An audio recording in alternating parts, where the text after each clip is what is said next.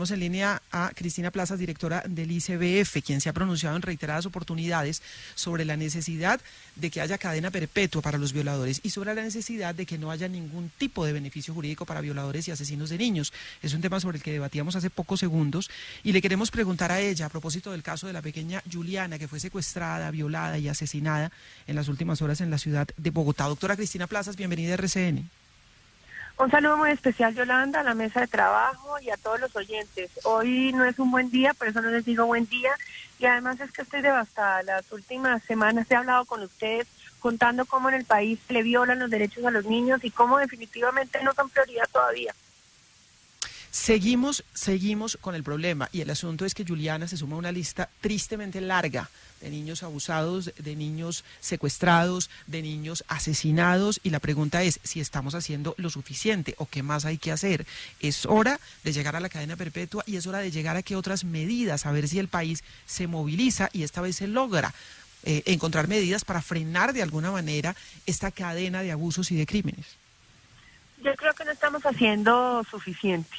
Y creo que no estamos haciendo suficiente porque Juliana es un caso más y va a ver, Yolanda, que después de una semana todo el mundo se le olvida el dolor que está sufriendo la familia, el haber perdido a Juliana como parte de nuestra sociedad y eso siempre pasa y eso es lo que no podemos permitir. Ojalá nos movilizáramos igual que con la tragedia del avión todos los colombianos y llenáramos no solamente un estadio, sino todos los estadios y todas las calles del país, porque es necesario que todos alcemos nuestra voz, es necesario que todos rechacemos la violencia contra los niños y más que rechazo, lo importante es que cada uno asuma la obligación principal que tiene todo ciudadano de defender y proteger no solamente a nuestros niños, sino a los de los demás. Doctora Cristina, el tema de la cadena perpetua que se propone y se tramita en el Congreso de la República puede encontrar una complicación cuando llegara esa eventual ley a consideración de la Corte Constitucional y la Corte Constitucional estableciera, por ejemplo, que con una ley de esa naturaleza y una medida de prisión perpetua se está vulnerando la esencia de los derechos fundamentales de las personas, la dignidad humana y demás. Y lo digo, doctora Cristina, porque recordábamos hace apenas unos minutos que fue la Corte Constitucional la que dio cabida para que existieran beneficios justamente a favor de quienes han cometido delitos como el abuso, la violación o el mismo asesinato para los niños. Y la Corte Suprema de Justicia ha aplicado esa jurisprudencia de la Corte Constitucional y hoy tenemos abusadores de niños en su casa como cárcel. ¿Qué hacer? Porque el sentimiento es de impotencia. Ustedes pueden promover la cadena perpetua y ¿qué tal la Corte Constitucional bajo esa lógica se las eche para atrás? ¿No es muy complicado eso?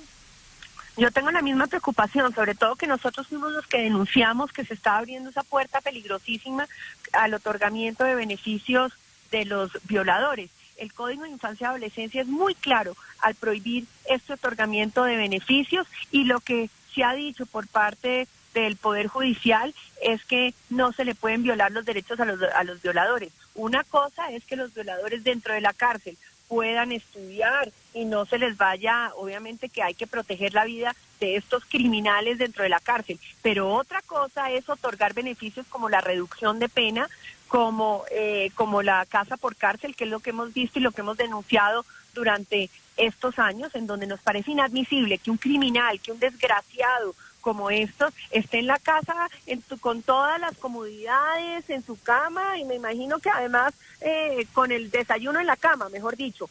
Eso es lo que no puede permitir un país. Un país no puede permitir que un violador, un torturador, que un asesino esté en la casa y no cumpliendo la totalidad de la pena en una cárcel. Y lo único que nosotros estamos pidiendo es que los violadores estén donde se merecen, en la cárcel, y que no estén en nuestros vecindarios, que no estén en las calles, que no estén en nuestros municipios, poniendo en riesgo la vida y la integridad de nuestros niños. Esa es la solicitud. Entonces uno sí hace una solicitud muy grande a la Corte Constitucional, a los jueces, porque tienen que aplicar la Constitución política, en donde dicen que los derechos de los niños priman sobre cualquier otro derecho, y en las decisiones que están tomando están primando los derechos de los violadores sobre los derechos de los niños, y eso es inadmisible y el país no lo puede permitir.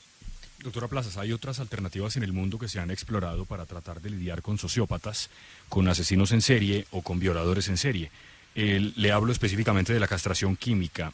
¿Esa también es una posibilidad para usted? ¿Han pensado también en algo que tenga que ver con la castración química, que es, por ejemplo, obligatoria en más de 5 estados en Estados Unidos? Puede ser una posibilidad. En el Congreso ayer oí varias voces diciendo que iban a explorar esta posibilidad, pero nosotros insistimos que lo que se requiere es cadena perpetua para estos violadores, para estos criminales. Es que no queremos tener estos tipos en la calle. Yo creo que ningún papá y ninguna mamá van a estar tranquilos de saber que en el vecindario está un violador. En Estados Unidos, en los mapas muestran dónde están los violadores y hay una placa en la casa de estos criminales. No sé si ustedes se acuerdan cuando Gilma Jiménez presentó un proyecto de acuerdo que aprobamos en el Consejo. Yo también firmé ese proyecto de acuerdo, acompañé a Gilma en esa iniciativa de los muros de la infamia. Lo que queríamos tener en las vallas los nombres de esos criminales para que la ciudadanía supiera quiénes son los torturadores y los violadores de niños, y la Corte Constitucional lo tumbó. Entonces la pregunta es, ¿cómo puede tener uno todas las precauciones para que estos violadores no vuelvan a cometer el delito y no vuelvan a poner en riesgo a nuestros niños? Esa es la pregunta que se hace y que la Corte debe contestar. Pues aquí seguiremos, doctora Cristina Plazas. Y lo triste de todo este asunto es que no hay cadena perpetua y que en el crimen de la pequeña Juliana, pues lo que se tiene que aplicar son las leyes actuales, que darían hasta cuánto en materia de cárcel en este caso, y con todas las rebajas de penas que puedan venir, ¿no? Esa es nuestra gran preocupación, y yo creo que hoy el mensaje que tenemos que enviar a toda la ciudadanía es que la violencia sexual es una realidad en todos los estratos sociales. Este país ha discriminado a la clase, a los estratos bajos, a los pobres, diciendo que ellos son los que violan, que ellos son los que maltratan, y esto no es cierto. A mí me indigna que hayan personas que piensen que solamente en los estratos bajos se dan estos casos. Esto es una problemática de toda la ciudadanía, y lo estamos viendo con este ejemplo. Una persona de estrato 18, una persona que fue a un colegio conocido en Bogotá, que fue a una universidad conocida, y mire lo que hizo. Entonces, eso es lo primero. Yo creo que ese es un mensaje muy importante. Lo que pasa es que en los estratos altos se están escondiendo estos delitos, no se denuncian, y la impunidad es muy grande por el que dirán. Y lo que tenemos es que hacer un llamado para que denunciemos, para que estos casos no queden en la impunidad y que protejamos a todos, pero a todos los niños del país. Ese es un mensaje que es importante de este caso tan terrible, y que yo creo que Juliana nos deja una enseñanza a todos, que tenemos que denunciar y que efectivamente estos casos no pueden quedar en impunidad, porque la impunidad es otra forma de violencia contra nuestros niños. Doctora Cristina Plazas, muchísimas gracias. A usted, Yolanda, un saludo muy especial, y a toda la mesa de trabajo, y obviamente a los oyentes un abrazo muy, pero muy grande.